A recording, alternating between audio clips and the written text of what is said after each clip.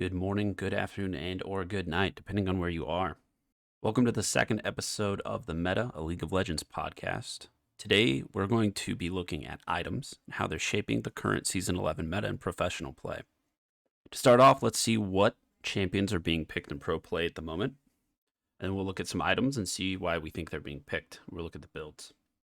On my screen, I have some nifty data visualizations that are going to aid in telling the story of the meta, but it's not absolutely pertinent to what I'm saying. And I'll do my best to make sure that you are included, even if you're not watching this on YouTube. Not much has changed since last week, last time we did this podcast. Our top champions through week 2 continue to be Kai'Sa, Graves, Leona, Alistar, Orianna, Renekton, Galio, Gnar, Olaf, and Lilia. This is most picked, not most banned. I think Olaf and Talia are the two most banned champions, and I think when they get through, they generally win. Olaf has been picked with 113 times with a 52% win rate, which I think is up from last week. That win rate used to be below 50%. And Talia has been picked 76 times with a 64% win rate. Those tend to be the broken champions that people are trying to keep you away from, along with Kai'Sa. But Kai'Sa, I think people have determined that sometimes Kai'Sa just needs to get through. There are too many priority champions to ban in your first 3. Pantheon is another good one that I think gets taken off the table a lot, and therefore it doesn't always show up in the top picked champions. We're looking at things here that people tend to let through: the Lilias, the Gnars, the Gallios, the Graves, these sorts of things. So we talked a lot about why these champions have been picked last time in the last episode. If you want to see the first episode of the Meta, a League of Legends podcast, check out my YouTube channel at Stonefeld Analyzes. We're going to try and tell a story throughout the competitive season regarding the meta and how it shifts and why we think it does that. And a huge part of that story is items. Particularly in Season 11, Riot is reworking items, overhauling the shop, overhauling the entire system. And it's going to have a huge impact on what is picked and why it's picked, which champions are picked and why they're picked. When we think about how items shape the meta, the story comes down to what champions want to accomplish in the video game and how these items enable them to reach their goals. So when dueling items are very strong, like Blade of the Ruined King or Spear of Sojin or Black Cleaver, when these items are very strong, then split push might be a more effective strategy, because whichever split pusher is going to win in the 1v1, whichever gets their item first, gives them a lot of power and control over the game. And champions, a lot of people argue that champions set the meta, but champions are only as good as their base value until they buy items. So a champion with good base statistics, like a Lee Sin or something, could be good in the video game, but eventually those champions are going to fall off, is the terminology we use, right? That's what falling off means. It means that you can't buy items. The amount of gold you have and the way you invest it doesn't equal as good of an outcome as other champions in the video game. And Lee Sin is one of those champions that is sort of always sticks around the meta because he can be used in a variety of different ways. And that's the base stats and why he's in the meta so often. But Lee Sin is much more popular when bruiser items are better.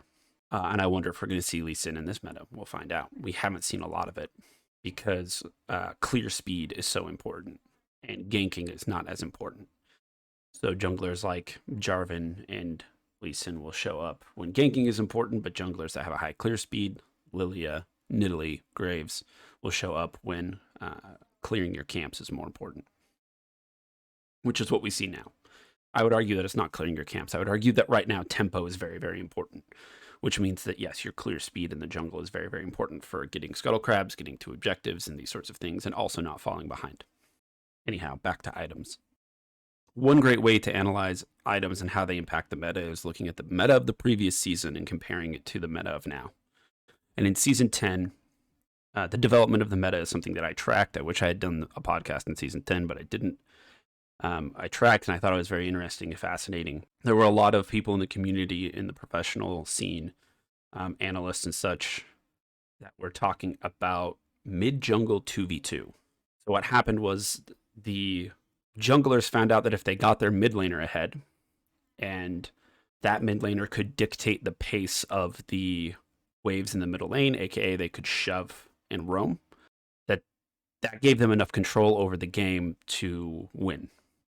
So junglers were trying to empower their mid laner, which meant that what inevitably ended up happening is the first gank the jungler would make was in the mid lane, and the other jungler would also show up, and you would run into these like 5-6 minute, around 5 or 6 minute timer. You would run into a 2v2 in the mid lane between, opposing junglers and mid laners. And so for mid laners, the components that you bought by 5 minutes were very important. This is why things like Lucian were so strong. You had a lot of control over the wave. You had a lot of control over the trades because you have mobility and dashes. This is why TF was strong in the mid lane, because you had a lot of control over the enemy opponent with a point and click stun. You could start the fight off in a favorable way. Another reason that these champions were strong is that at 5 minutes into the game, they could back and buy components that were just good in fights. The statistics that components of Blade of the Rune King brought you on Lucian in the middle lane were so good because, the components were just good. There's no other way to put that, right? Like buying AD and lifesteal in a 5 minute fight is just, you're going to win more often than not. Similar thing with the jungle. At this point in the meta, we were seeing a lot of set jungle, a lot of like Gragas jungle and things like this, where they could bring CC and early game damage to these brawls that were allowing and enabling their mid laner to eventually roam. And I think of one of the best jungle mid 2v2s was Yankos and Caps from G2 Esports. And I remember the statistics that they talked about all season for Caps was that he was never in his lane. He spent the least amount of time in the middle lane out of every single mid laner in the LEC for the entire year. He was always roaming. But then the Graves meta started popping up, and junglers realized that, okay, if we just pick a safe mid laner that might get dove, might give up one death, but while that's happening, I go in and steal the camps. I think there was a jungle change at this point that actually made it happen. That's something we'll pay more attention to this year. But if I just go steal the camps of this person, of the jungler, I can perma invade that jungler. And so what ended up happening is people would pick Graves or Hecarim or something like this, and they would just live in your jungle. You would gank mid and maybe dive mid or something like this. You'd like dive an Orianna mid. You'd get a kill, and great, my mid laner's online and they can roam now.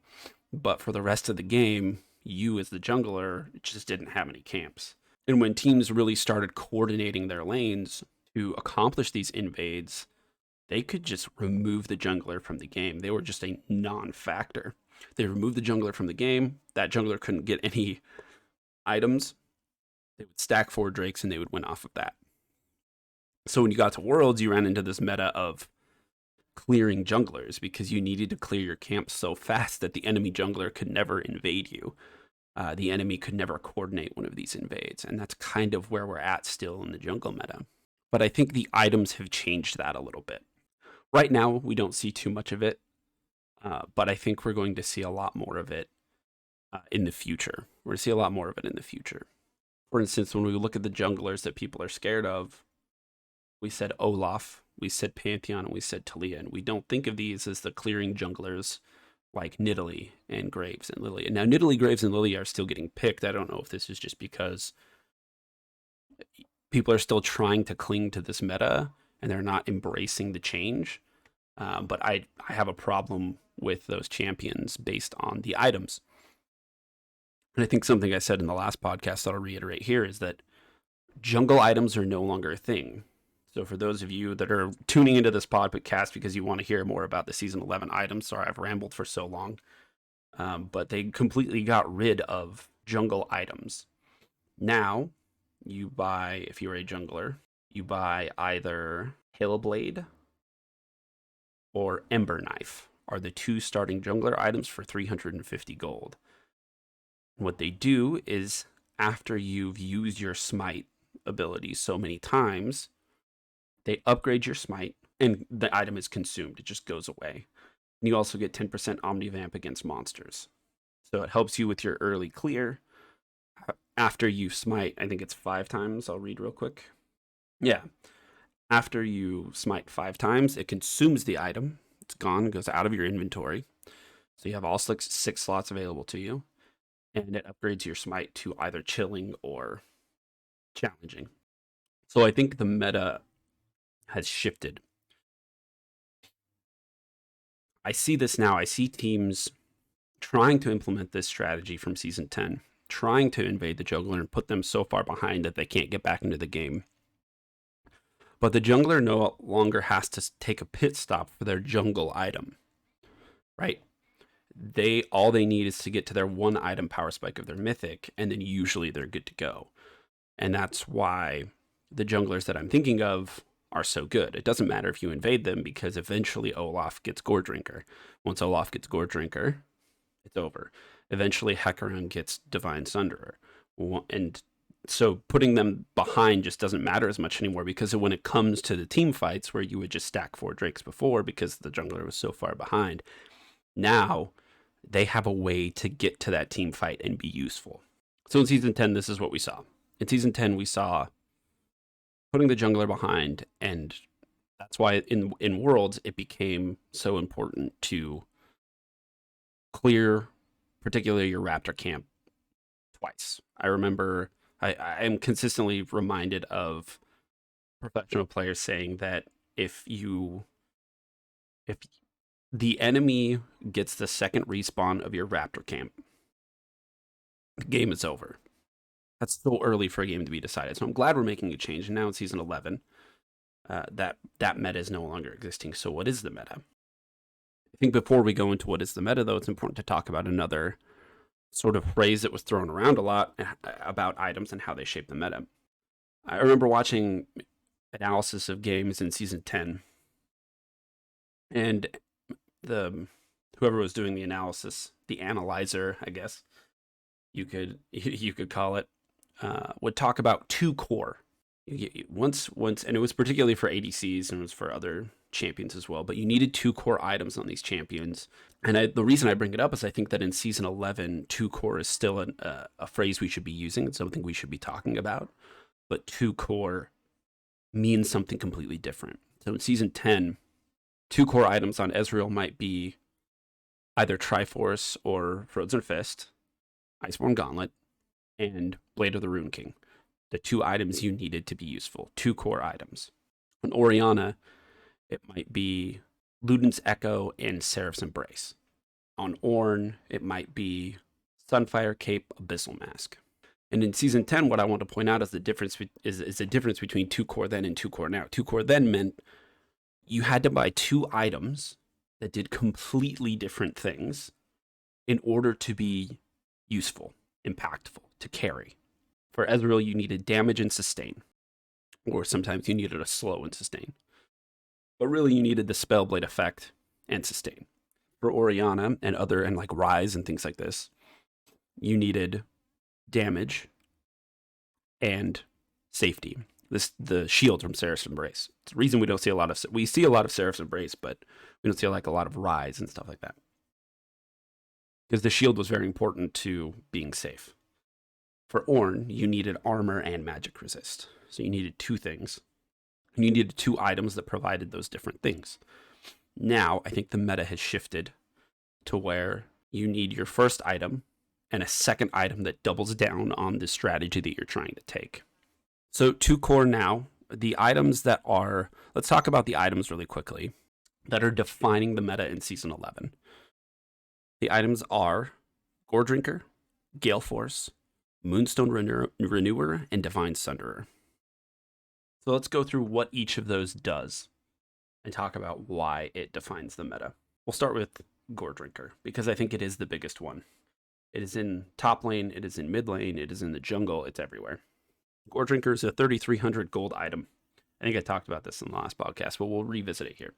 Gives you 20 ability haste, 45 attack damage, 400 health, 150% health regen. But it has this active on it that's really important called Thirsting Slash, where you swing this big flail thing in a circle around you and you gain 25% of your AD and 12% of your missing health for each enemy champion you hit, and that's additive. So each time, so if you hit 5 champions, you're getting 125 of your AD and 60% of your missing health, which is insane because if you're getting 60% of your missing health and you have a lot of health, it's an insane amount of damage. You can effectively get, it's an insane amount of healing. You can effectively get a second health bar, which is why champions like Olaf and Renekton are so good, because they're champions that are very good when they're low health because they can sustain, or Olaf, for instance, gets better, more attack speed and things like that. And Pantheon, for instance, gets just more rotations of his spells.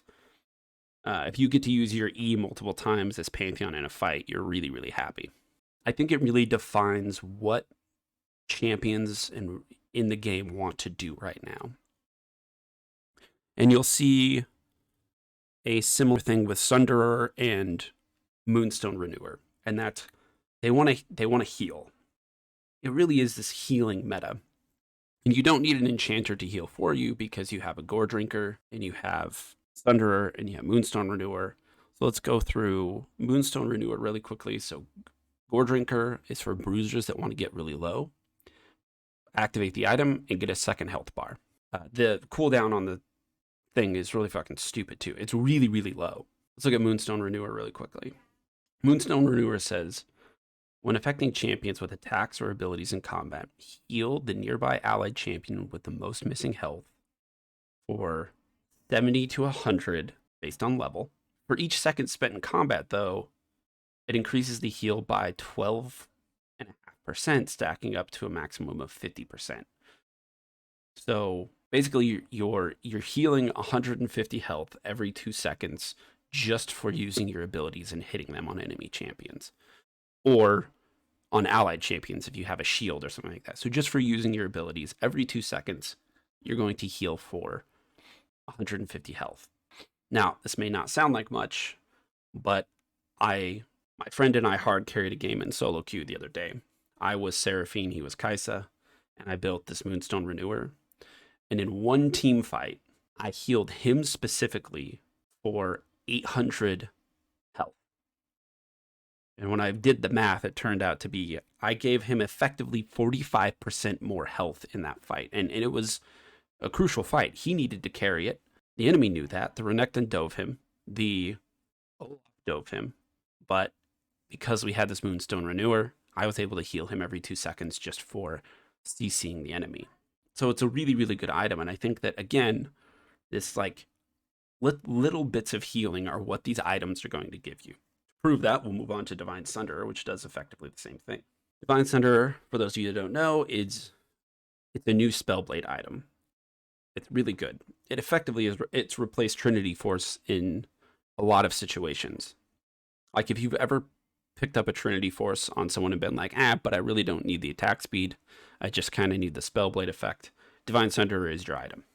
After using an ability, your next basic attack deals 10% of the target's maximum health as bonus physical damage. Really, really good Spellblade. Good for taking down tanks. Great for top laners. I build this all the time. But on top of that, if the target is a champion, you heal for 50% of the pre-mitigated bonus damage dealt. So the stronger you get, the better this heal becomes, but it's the same sort of effect, right? So Divine Sunderer, Gore Drinker, Moonstone Renewer, they're all just like, as the fight is going on, you're just getting a little bit of help, a little bit of help, a little bit of health, a little bit of healing, a little bit of this, right? Remember that in Season 10, 2 core items did 2 different things. You had armor plus magic resist. You had damage plus healing. You had damage plus a shield, right? They did 2 different things. Now we're going to show how 2 core items on all these champions just double down on this idea of getting more and more health. So with both Divine Sunderer and Gore Drinker, the second core item is Steric's Gauge, which, you guessed it, heals you. After dealing damage or taking damage from an enemy champion, heal 2% of your maximum health, stacking up to 5 times to 10%. So again, you're healing from Gore Drinker, you're healing from Steric's Gauge. The second core item for Moonstone Renewer, or champions that build it, so you go Moonstone Renewer into Staff of Flowing Water, which has heal and shield powers increased by 10%. So you're doubling down. And this, I did have Staff of Flowing Water in that game, and I was healing for about 240 every 2 seconds. So Staff of Flowing Water and Moonstone Renewer, again, you're just little heals, little help, right? And I think that really defines the meta. That's what we're looking to do. And I've talked about this with a few of my friends. I personally think it's a good thing. I like this meta because it allows you to make more mistakes, not play perfectly. And I think in Season 10, you had to play perfectly or you were just punished so hard that there was no coming back. Now, you can make some mistakes and you can try and use these items to get back in the game, get back in the fight even. So that's a lot of talk about items in the meta and comparing it to Season 10. But what does that mean for a current meta and why are champions picked? And Travis, you talked a lot about Moonstone Renewer and Divine Sunderer and Gore Drinker, but what about the bottom lane?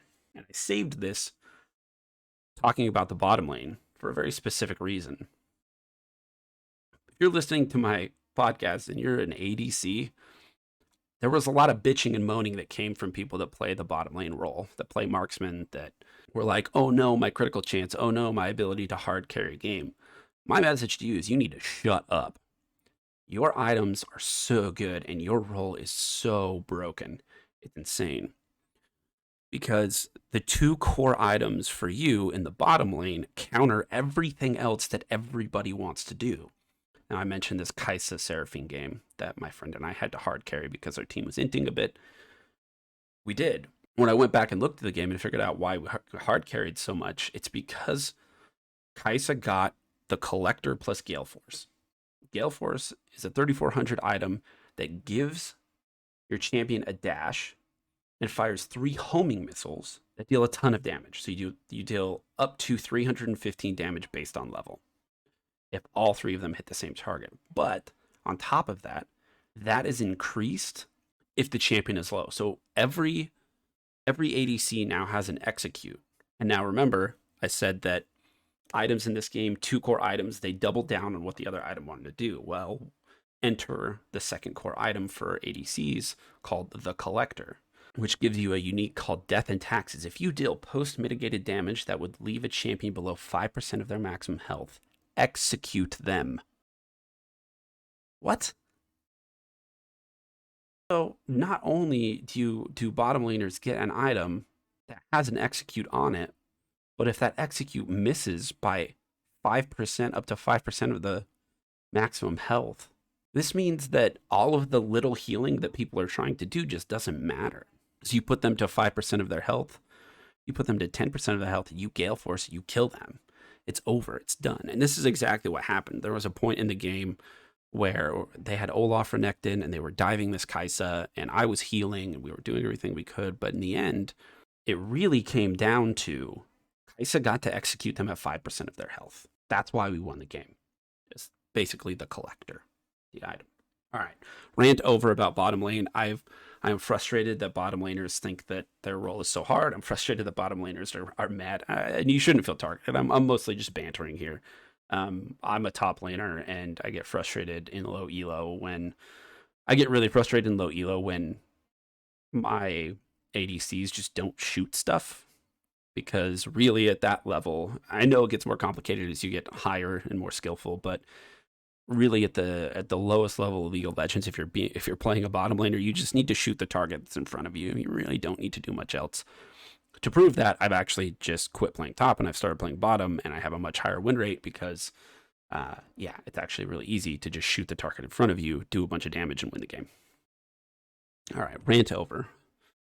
So let's talk about why champions are picked, where this synergizes and where it doesn't. So let's start with the bottom lane since I just ranted about it for so long.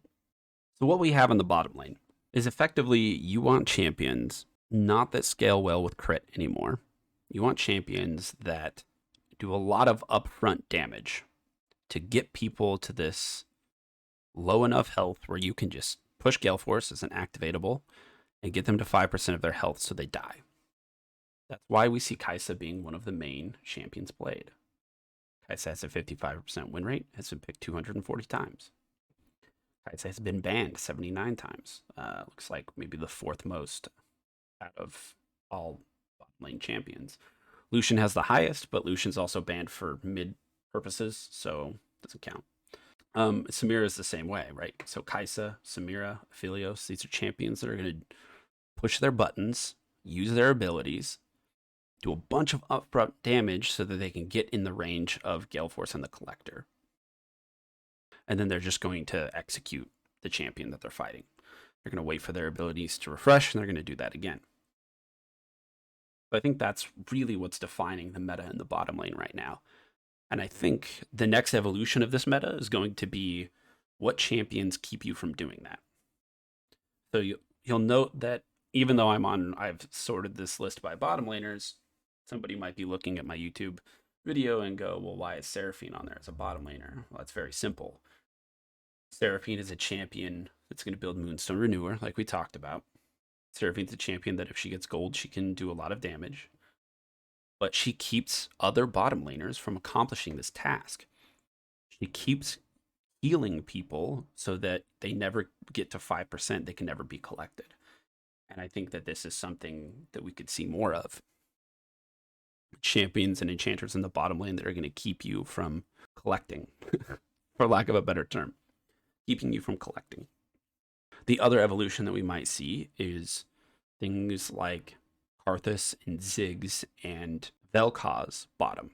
And the reason we might see these is because they have a lot of range, right? I can't be collected if I'm not near you. So I can stay so far away from the fight that you're never going to get to me. I think this is another reasonable strategy to counter what's going on at the bottom lane. Thinking about supports. Supports are interesting because we said, wow, Staff of Flowing Water is really good and Moonstone Renewer is really good, but we don't see a lot of enchanters in the bottom lane. We see Maokai, Seraphine, Gragas, Thresh, Leona. Leona's been picked 137 times with a 51% win rate. So instead, we're seeing engaged supports, which is really interesting in the current meta. And I think that's because you don't need a Yuumi, you don't need a Soraka to win a fight anymore. That healing is being done from the items. So I think the items have really changed the support meta quite a bit. Right? Vayne Yuumi, Twitch Yuumi, Ezreal Yuumi, it's not really a thing anymore because every champion's going to be able to heal. Gore Drinker, Moonstone Renewer allows you to do that. And so there's a term in strategy games called win more. I think that's what the healing is in the support role right now. It's like you don't need heal more. You don't need Soraka. You don't need Sona. You don't need Yuumi, right? You just need Seraphine. Seraphine brings a lot of utility and CC to the table, but builds Moonstone Renewer and now heals for 5,000 damage or 800 damage in a fight, which is insane. So yeah, I think that right now utility is the name of the game, and I think that part of this is because really, really good supports, if you watch them, they're going to make plays across the map. Instead of just staying in the bottom lane and chilling and healing the AD carry, they're making plays with the jungler. They're making plays with the mid laner. And that CC that Leona and Alistar and Set and Thresh and Rel and Gragas and Maokai and Nautilus and Galio all bring is much more important than healing. I think that's why we see what we see in the support role as well. In the middle lane, I think the middle lane is a role that has gotten fucked over by the item reworks. I think that a lot of the items for mid laners kind of just do the same thing. They're just kind of like Luden's Tempest is just a different Luden's Echo. Liandry's Anguish is just a different Liandry's Torment. And these are all items that they were building before. I think the item that's becoming more meta that I want to see how it evolves is the Hextech Rocket Belt, because, and again, this is just a different version of the with the rocket belt. Like these are the same items, right? Like that's the interesting part is that this is a brand new item. This is a brand new item. These are really unique. And then the mid lane items, it's like, different name, different name, different name for Ludens and Leandries and Hextech, but really they do effectively the same thing. The difference with the Hextech rocket belt in season 11 is that it actually gives you 30% bonus movement speed toward enemy champions after you use it. So there were times where I would rocket belt in season 10 and I would misjudge the distance a little bit and be like, dang it. Now I can't get in range for that gold card or whatever it is, right? But now you get movement speed. So even if your dash isn't enough, you're usually the movement speed is going to get you there anyway, which is nice. So that's the one that I'm really interested to see how the meta shapes around this item. We see TF building it. We see Akali building it. I wonder if Silas is going to build it. Silas has enough mobility in that maybe you don't need to. And I'm hoping that Night Harvester, I'm not sure which champion can use Night Harvester the best, but I'd really like to see like more mid lane bruisers. Right now it's just, we'll go back to the chart and look at, we're picking Orianna 126 times, we're picking Syndra 105 times, we're picking Zoe 86 times, and they're just building Ludens into Seraphs, just trying to do a bunch of poke damage from distance. And really, this is because this is for a different reason in the meta. That reason being team fighting is so important, right? The champions that I'm talking about, and we'll cover champions in a different as we go on, but the champions I'm talking about aren't great in team fights. They're better at getting picks or something like this. Yeah, I think nothing really exciting happened in the mid lane with the release of the new items. They just changed a little bit, but really they're doing the same thing. And maybe that's Riot saying, hey, the items in the middle lane are fine. We don't want to change it. And maybe it's that the middle lane usually gets the benefit of these items. It's really where they focus. And so here we are trying to help out the other lanes just a little bit. So I'm sorry, middle lane players, but I don't know, play Anivia. It's fun. Moving on to the jungle. We've already talked about the Gore Drinker meta in the jungle. I think that it stays. In fact, you're either building like Gore Drinker, Sunderer, or Moonstone are all three items that can be used in the jungle. So Lilia is one of the champions that is building Moonstone Renewer. And I think there might be other champions that could do this. I wonder if you could play like Morgana jungle or something like this and build Moonstone Renewer. On my screen, it says that 53% of the time people are building Leandry's Anguish, and 33% of the time people are building Moonstone Renewer on Lilia. And the idea behind that for Lilia is her passive says that she deals damage over time. It's like percent health damage over time. And what happens is that if you get one ability off, you hit a champion with one ability and they start burning, that burn lasts longer than 2 seconds, which means that for Moonstone Renewer, you get 2 procs of the Moonstone Renewer. You get it with the initial hit, they burn, they burn, they burn for longer than 2 seconds. Your Moonstone Renewer comes off of cooldown, and then you get it for a second time. So that's why people are building Moonstone Renewer. They're just hitting champions and walking away, and then they get double the healing effectively, which is really cool and something. Nidalee is another one where you're going to see a split between the Night Harvester, which just does a bunch of extra damage with the first ability hit, so it's for spears, and then Moonstone Renewer.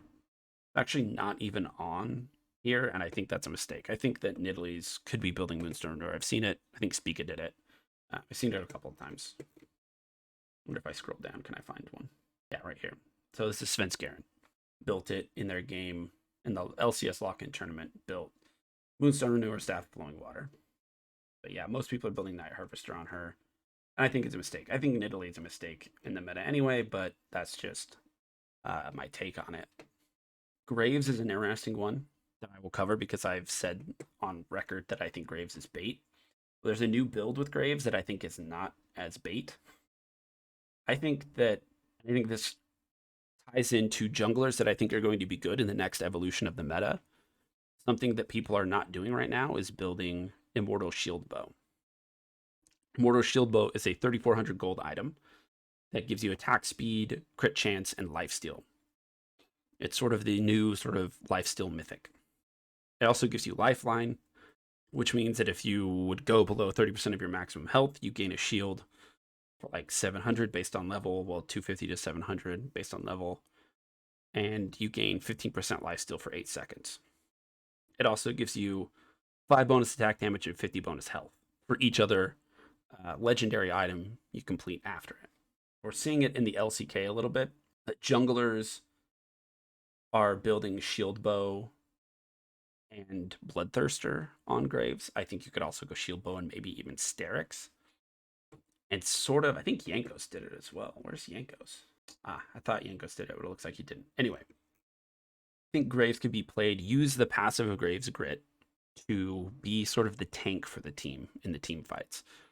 Be really tanky and really annoying, and just don't go anywhere. You're never going to die.